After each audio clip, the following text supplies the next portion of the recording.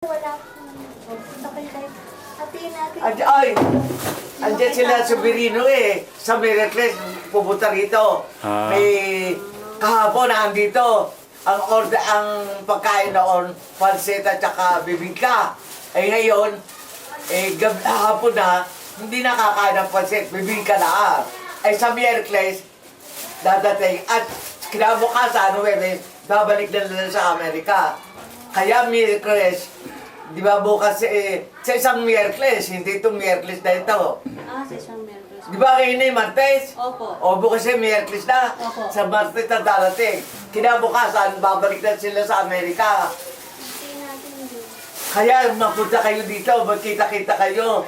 Kahapon nandito sila eh. Merong arkiladong sasakyan. Pati kapatid ni Norma. Hindi pa.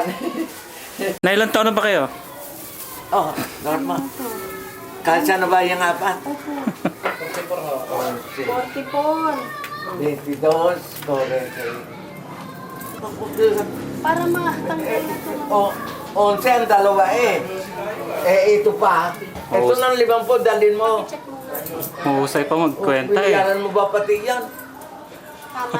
Sige, thank you. 11. Wala na sukli. Tinapay na, bigay mo naman. Isang tinapay naman. Naku.